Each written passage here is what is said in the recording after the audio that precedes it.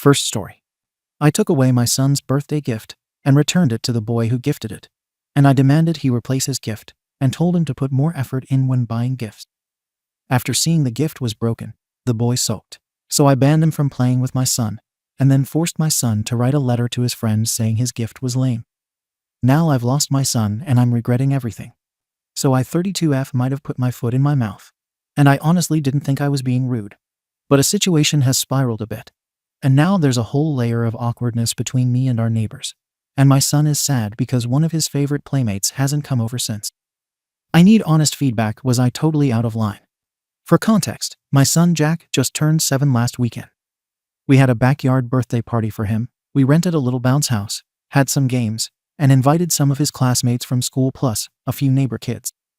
Jack is a bit shy at school, so the neighbor kids are kind of his core little friend group, especially one kid named Ethan who lives 3 houses down. Ethan is 12, so quite a bit older, but he's honestly an amazing kid. Super mature for his age, very polite, and incredibly patient with the younger kids. He's like that older brother every younger kid looks up to. I've seen him step in when the younger kids get into squabbles, and he always handles it in a way that diffuses things instead of escalating. Even I've commented to his mom a few times that he's going to grow up to be a great teacher or coach. Ethan came to Jack's party, and I was actually touched he showed up, because, a 12-year-old at a 7-year-old's party isn't always a recipe for fun. But he came, helped with some of the games, hung around with the kids, and genuinely made Jack's day better just by being there. He even gave Jack a little gift bag with a wrapped present inside, which I didn't think much about at the time because we were all in party mode. We didn't open gifts during the party. Jack tends to get overstimulated, and I wanted him to open things calmly after everyone left, so we waited until that evening to go through them. When he got to Ethan's gift, he was excited. It was this funky little doll robot thing that lit up and made noises when you pressed buttons on it. Kind of like a knockoff of those old Furby toys, but with more LED colors and less creepy eyes. Jack was thrilled. But when I picked it up to look at it closer, I noticed it had a crack in its shoulder. The joint was split slightly open, like it had either been dropped or just poorly made. It still worked.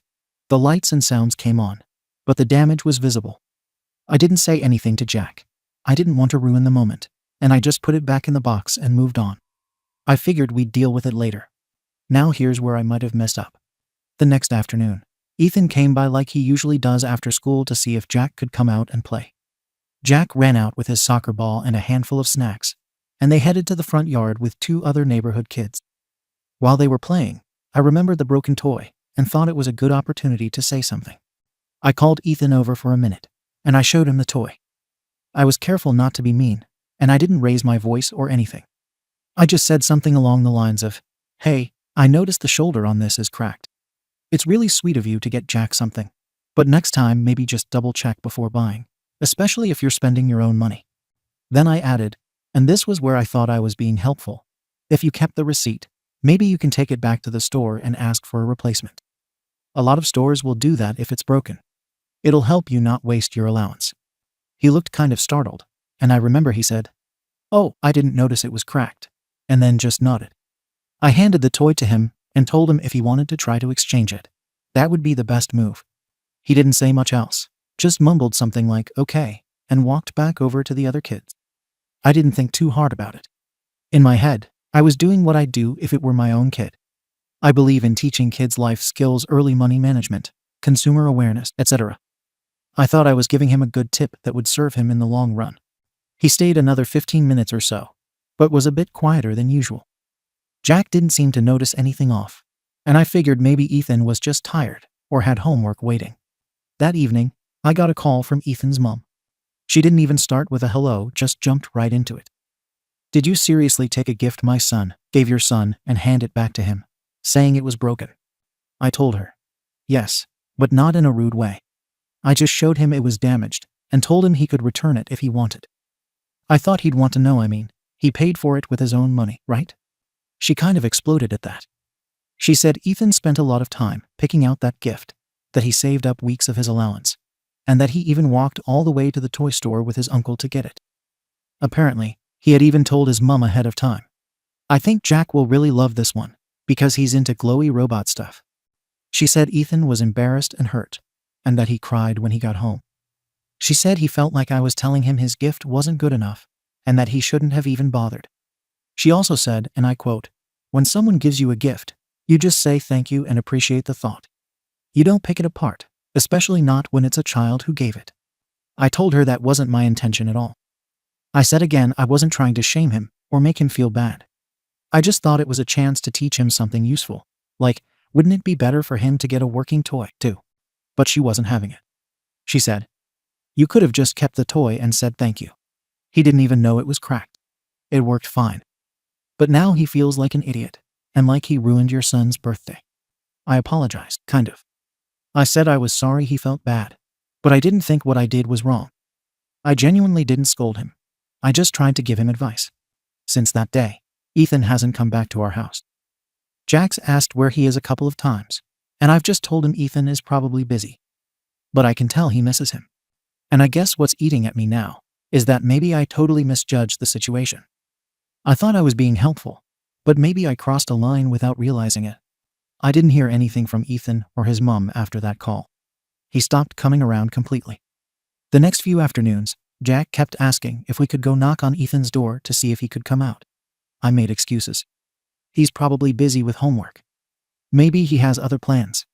But after the third day, Jack said, "I think he's mad at me," and that hit me harder than I expected. I wanted to fix it, but I didn't know how. Ethan's mom clearly didn't want to talk again, and walking over there to force an apology felt like it might make things worse.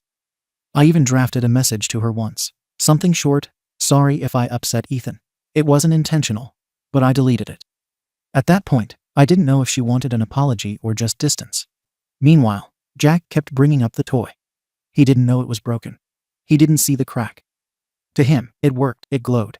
It made the funny noises, it was cool. He liked it. He even asked me one morning, "Where's the robot? I want to play with it again." I didn't know what to say. I'd already handed it back. Eventually, I told him the toy had a crack in it, and Ethan was going to try to replace it. Jack looked confused and said, "But I liked it." He didn't say anything more, but he didn't ask about it again either. About a week later, Ethan passed by our house on his bike.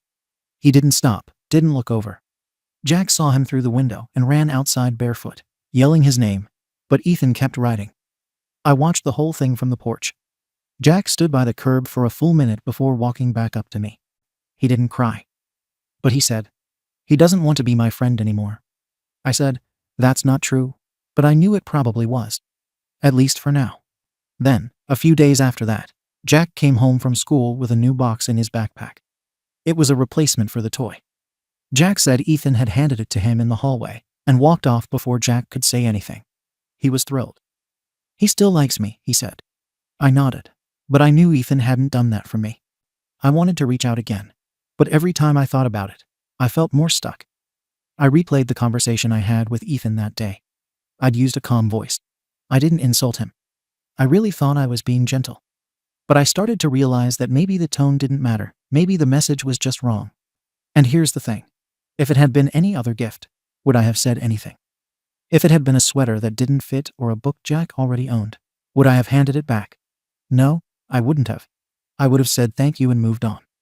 But because it was a toy and Ethan was just a kid, I treated it like a teachable moment instead of what it was, a kind gesture. The worst part is, Ethan is a really good kid. He didn't just toss something in a bag. He picked something he knew Jack would love. He spent time, money, and effort, and I turned it into a lesson he didn't ask for. I never meant to hurt him, but I clearly did. I asked a couple of other mums about it, and the reactions were mixed but mostly critical. One of them said, "You gave the gift back to a child." Another just stared and said, "Wow." One tried to defend me and said, "Well, maybe you just meant well," but I could tell even she was uncomfortable. And now Jack doesn't see his best buddy anymore. I messed that up. Jack still plays with the toy sometimes, but now I flinch every time I see it. It's a reminder that my good intentions weren't enough to keep me from hurting someone. I guess I'm struggling with how hard the fallout hit. I thought I was being a responsible adult. I thought I was teaching something useful. But instead, I think I embarrassed a sweet kid who was trying to do something kind, and now my son lost his favorite friend. I still haven't heard anything from Ethan's mom since that phone call. Maybe I should have just apologized more directly, or maybe I should have just kept the broken toy and never said a word. Looking back, I don't know what I was trying to prove. I see the damage now, but I'm not sure how to undo it. I genuinely didn't mean to upset anyone. I didn't scold Ethan. I used a gentle tone. Ada. Comments. Comment 1. Wow. Yeah. YTA. But I say that as someone who understands how this probably made perfect sense to you in your head. I think what happened here is that you were parenting the wrong kid. You were speaking to Ethan like you would speak to your own kid. And that's the issue. You can guide your own child's emotional and financial learning. You cannot impose your teaching moments onto someone else's child, especially not one who is doing something kind. For your kid, sure, teaching him to check for quality, value, return policies, etc. is helpful. For Ethan, the act of giving was the point. That gift wasn't about the toy itself. It was about the relationship he has with your son. And returning the gift didn't just undo the gift, it undid the relationship's symbolism, which is why Jack lost his friend over it. Your life lesson cost your son a connection he valued. Yes, apologize. Comment 2. Absolutely YTA. I'm not going to sugarcoat this, because the emotional damage here is already done. You unintentionally humiliated him. At 12, kids are at that weird stage where they're trying to prove they're not babies anymore. He bought something on his own that's a big deal for his age. You essentially told him he did it wrong and made him return it, like he failed some invisible test. Kids remember these moments, sometimes for life. And the worst part? Your son liked the toy as it was. The crack didn't matter. It worked. It made him happy. You didn't protect your son from disappointment. You protected your own idea of how things are supposed to go. That's why this hurts so much. And the fact that Ethan still replaced it. That shows what kind of kid he actually is. He didn't want your son to feel sad or left out, even while he was hurt. You need to go to his house, knock on the door, apologize sincerely, and don't make excuses. Just, I'm sorry. I shouldn't have returned the gift. I didn't think about how it would make you feel. Thank you for being such a good friend to my son. That's it. No speeches, no lessons, no explanations. You owe him that. Comment 3. YTA. And I don't think you realize why. It's not about tone. It's not about whether you meant well. It's not about preparing him for adulthood. It's the fact that you took a gift, something personal, given with thought and care, and you treated it like a defective purchase. Gifts don't function on logic. They function on emotion. A 12-year-old boy walked into a store, thought about your son's interests, spent his own money, wrapped it, brought it to a party where he was already the older kid out of place, and gave something he was proud of. You held it later, noticed a crack, and instead of just letting it be, you turned it into a lesson for him. The lesson he learned was, don't bother doing nice things. They'll be picked apart. That sticks hard, especially at that age. Your kid didn't care about the crack. He loved it. You didn't return the toy for your kid's benefit. You did it because it bothered you. You unintentionally told a kid who was being caring that his effort was worthless. That's why he pulled away. You need to apologize. Directly. To both him and his mom. Update. I read through a bunch of the comments after posting, and I'll be honest, they made me angry. I really didn't feel like the people responding understood the situation. So I called my sister, because she is the one person who usually tells me straight without being dramatic about it. I explained the whole thing to her. The gift, the crack, the advice I gave, the call from Ethan's mom, all of it. And she said exactly what I thought she'd say, that I didn't do anything wrong, and that everyone is being overly emotional about feelings instead of common sense. That honestly made me feel justified. I really believed I had been trying to help. So I figured the problem now was just that the message wasn't being communicated clearly. Meaning I needed to clarify the lesson. So I told Jack we should send Ethan a thank you letter since he gave the replacement toy. I told Jack to write, "Thank you for the toy. Next time, be careful to check if it's broken before buying so you don't waste money." Jack didn't want to write that. He said it sounded mean and that he didn't want to say that to his friend. I told him it wasn't mean. It was helpful. He was visibly uncomfortable the whole time, holding the pencil like it weighed 10 pounds. I corrected the phrasing twice because he tried to soften it, and I told him that wasn't the point. We mailed it. I have not received any response. I'm sure I will eventually. Around that same time, I also decided it would be a good gesture to show Ethan what I meant by a thoughtful gift. So I went to the store and bought one of the newer, more expensive versions of the toy. He originally bought the kind with upgraded voice effects and motion sensors. It was about 4 times the price of the original. I walked down to their house, asked if Ethan was home. And when he came to the door, I handed it to him. I told him, "See, this is what I meant. When you really care about giving someone something, you put thought into it and make sure it's the best you can do." He didn't say anything. He just nodded stiffly and said, "Okay," and took the box inside. I felt like he wasn't appreciating the gesture, or maybe didn't get the meaning of what I said. But I brushed it off. A few days later, I tried arranging playdates again. I texted his mum asking if Ethan wanted to come over to play soccer or have snacks like they used to. She responded, "He doesn't want to come over. Please respect that." I told her I didn't understand why she was still upset when I tried to clear it up and be generous. And I said it would be unfair for Jack to lose a friend over something so small. Her response, "Your son didn't lose a friend. You did this." That irritated me. So the next afternoon, when I saw Ethan outside riding his bike, I went over there myself. I had a friendly tone because I wanted this to finally be resolved. I said, "Hey, I just wanted to apologize again for any misunderstanding. But I still stand by what I said. You should really learn to check something before spending your allowance. I'm not trying to hurt your feelings. I'm just trying to teach you responsibility." Before I even finished the sentence, his mom came out of the house. She didn't yell. She didn't curse. She just looked tired and said, "Ma'am, please leave my porch." I tried explaining again. She repeated the same sentence. I left because I didn't want to make a scene, but I honestly felt like she was overreacting. After that failed, I told Jack that maybe he was better off without friends who get their feelings hurt so easily. I said sometimes people can be too sensitive, and it's not worth walking on eggshells around them. Jack didn't argue, but he didn't agree either. He looked confused and sad, and he hasn't brought up Ethan since. He doesn't talk about the toy either. He just quietly moved on to playing alone or with different neighborhood kids who aren't as close to him. The house feels quieter, but not in a peaceful way. More like a missing noise you don't realize you got used to. Then something happened that honestly caught me off guard. About a week ago, a new family moved into the neighborhood 2 streets down. I was outside gardening, and the mum came over to say hello. We were talking casually about the area, the kids, the schools, and the neighborhood dynamics. Then she hesitated a little and said, "Oh, you're the one who gave a kid back his birthday gift, right?" I froze. She said it gently. Not mocking, not judgmental, but neutral, which somehow made it worse. It meant the story had traveled. People had talked about it. I tried to explain my side briefly, the cracked toy, the lesson, the misunderstanding, and she nodded politely, but didn't say anything supportive. Just changed the subject. And that was the moment I realized I have a reputation now. I'm that mum. There hasn't been a big blow-up. No yelling. No confrontation. Just a slow cooling and a quiet shift. People look a little longer before responding to me. Conversations feel slightly shorter. Invitations just haven't come up lately. Everything feels the same but different. The same houses. The same sidewalks.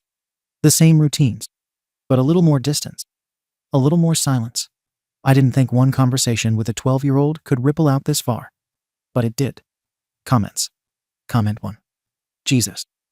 You turned a thoughtful 12-year-old's sweet gift into a goddamn seminar on quality control. Then doubled down. Made your kid write a passive-aggressive thank you letter. Showed up at their house to teach their son again. And called him sensitive for not wanting to come back. I don't know how else to say this.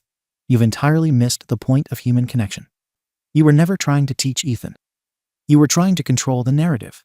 I'm the adult, I'm right, and kids should be grateful for my wisdom. But guess what?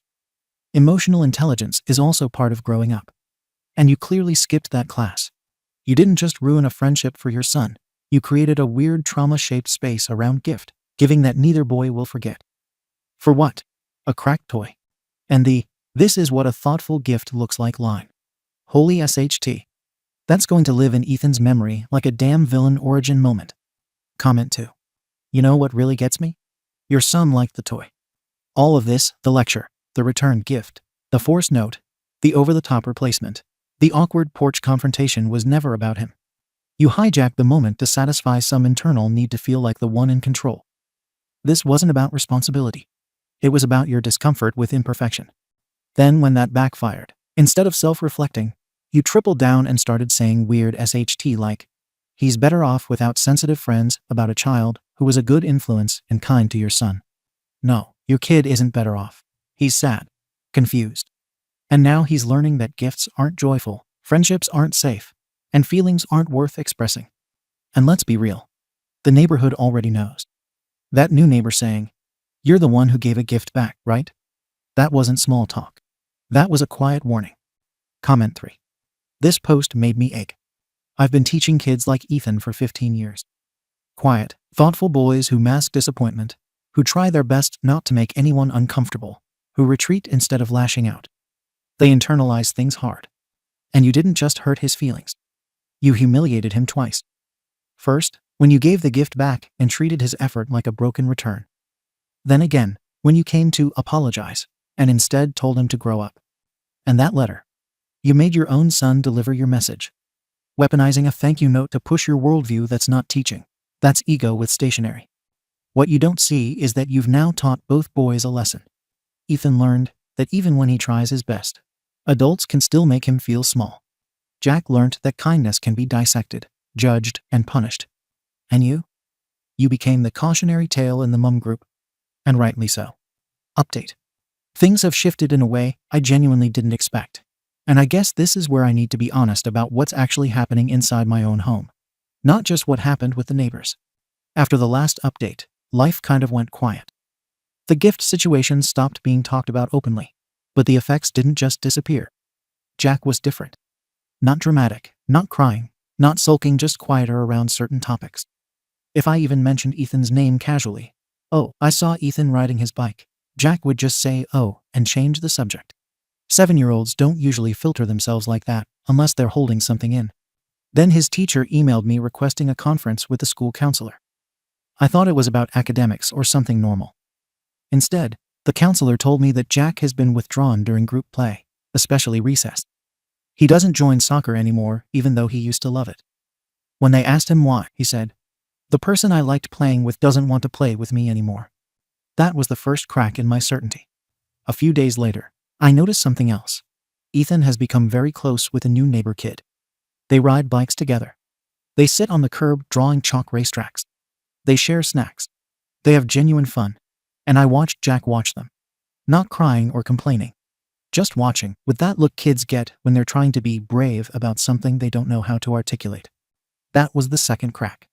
A week after that, I decided to try apologizing again, but to the mum this time, because I thought maybe adult to adult would be clearer. I left her a voicemail explaining everything. That I had meant to teach responsibility, that I understood now that I hadn't considered the emotional angle, and that I wanted to rebuild things for the kids. Her reply, hours later, was text only. "We've moved on. Please respect that. There's no need for further contact." It wasn't angry. It was finished. And I should have taken that as the end of it. But I didn't. Because when the boys finally did cross paths outside, they were fine. Immediately. No awkwardness. No hesitation. They just picked the friendship back up. They didn't talk about what happened. They didn't need to. Kids don't drag conflict around the way we do. But Ethan did not talk to me. If I said hi, he nodded. If I asked if he wanted water or snacks, he'd say, "No, thank you." And that bothered me more than I want to admit. So, and I'm ashamed typing this, I told Jack he shouldn't play with Ethan anymore if Ethan was going to hold grudges and disrespect adults. I said things like, "I am your mother. Your safety is my responsibility. What if he's still angry and he hurts you one day? He needs to respect elders if he wants to be in our home."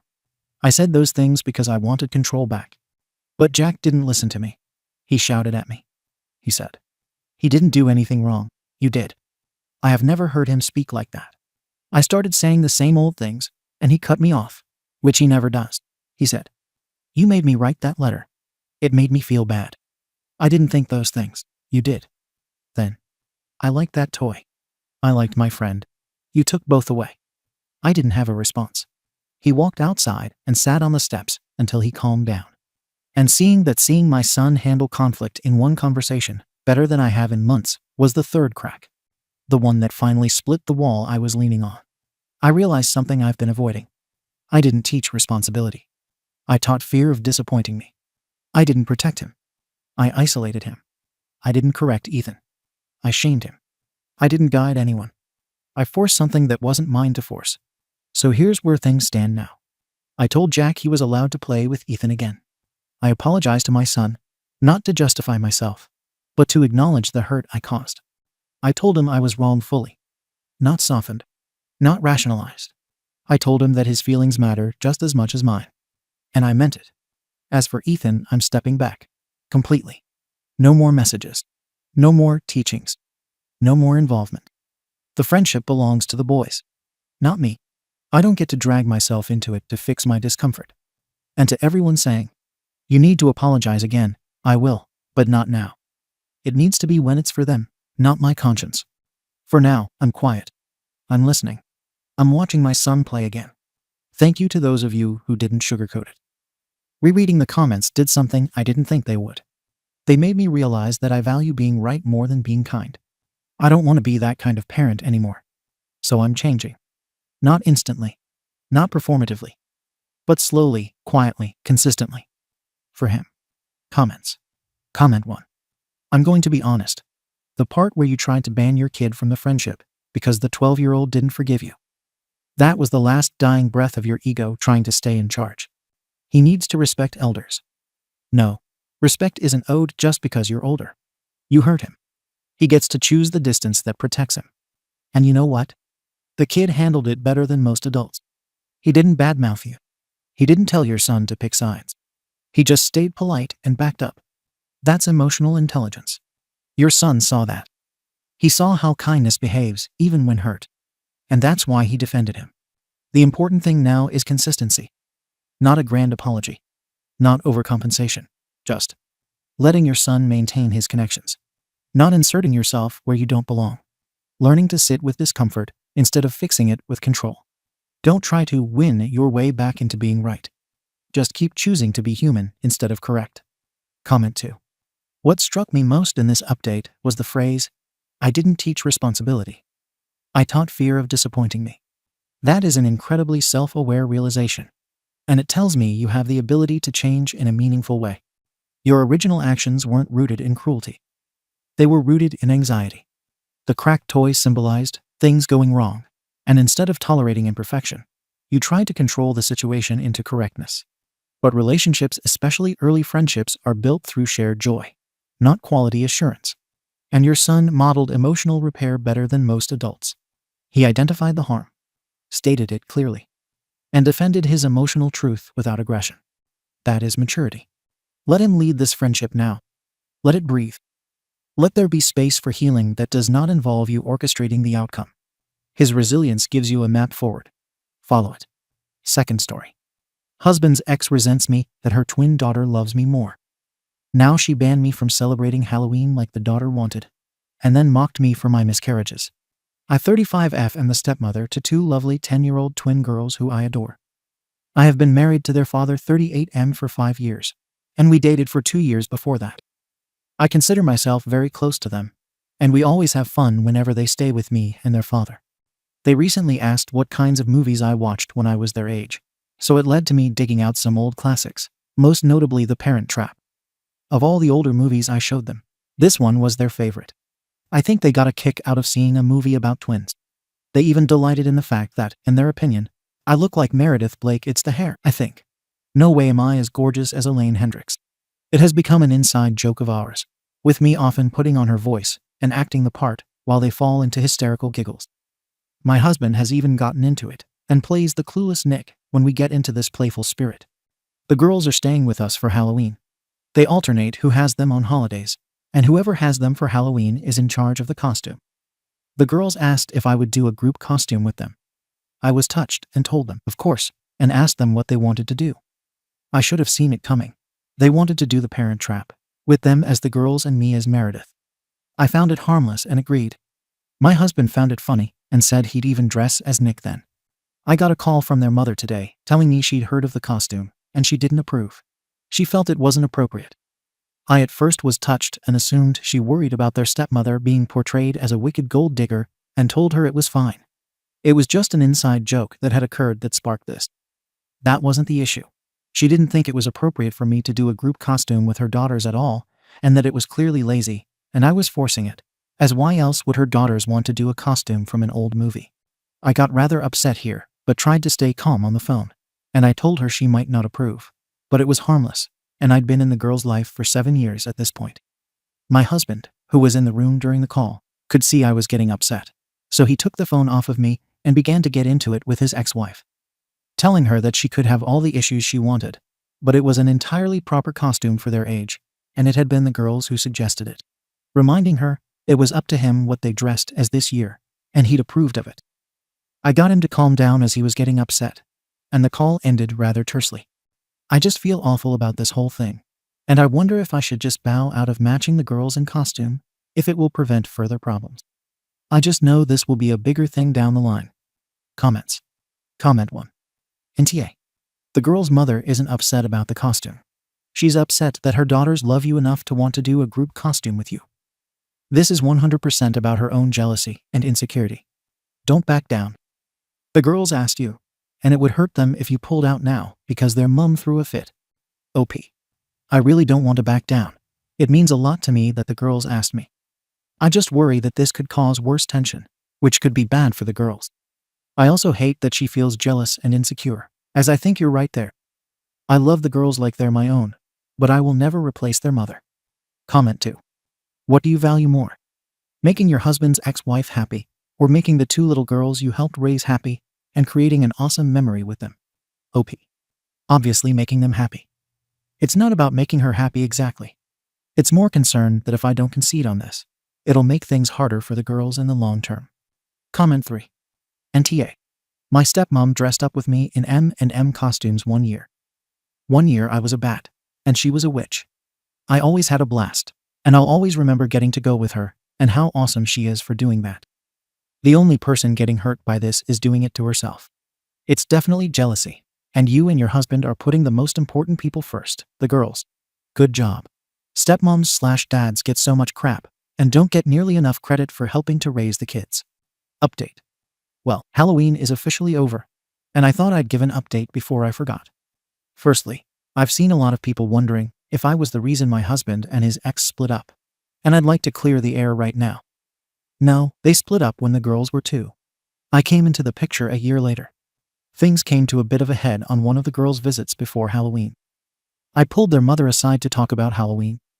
I told her that I understood she might have mixed feelings about this, but the girls wanted it, and I didn't want to let them down. Besides, it was their father's holiday, and he was in charge of the costume as per their agreement for whoever had them on Halloween. I asked her if there was anything I could do to make this more tolerable for her, as this wasn't doing the girls any favors. She ended up telling me that no, there was nothing I could do, as she didn't approve of it at all, as it wasn't appropriate for me to do a group costume with them, as I'm only their stepmother, even if I've been in their life for 7 years at this point.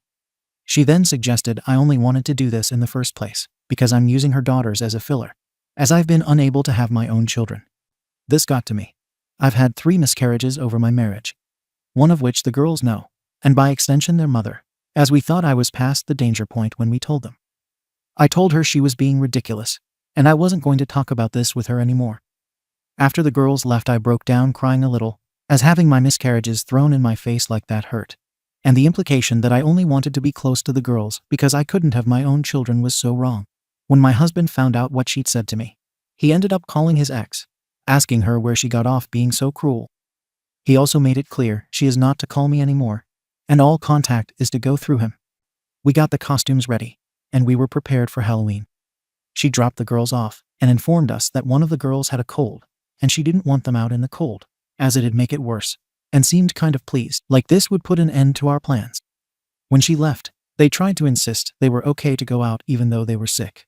But we weren't about to risk making them more ill, so my husband and I came up with another plan. We all got dressed in our costume, of course. We ordered pizza and watched movies. All 4 of us greeted any trick-or-treaters so our costumes could be seen. And we also filled a tub with water and had a bobbing for apples competition. It wasn't the night we had planned originally, but all in all it was an enjoyable one despite the little hitch. That's raising kids, though. Thank you everyone for all your feedback. I hope you all had a wonderful Halloween. Editing to add additional information. A few people have been worried about the fact we bobbed for apples. The girls love bobbing for apples on Halloween, and as we couldn't trick or treat, we took precautions to ensure they could at least do one Halloween thing they enjoyed.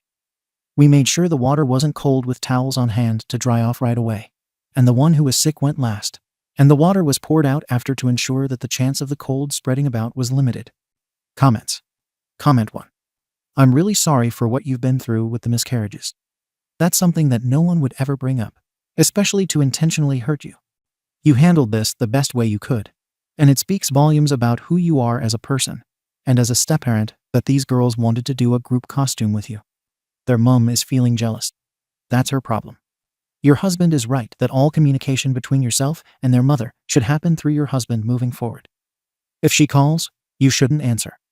If she texts, just forward it to him and don't respond. Comment 2.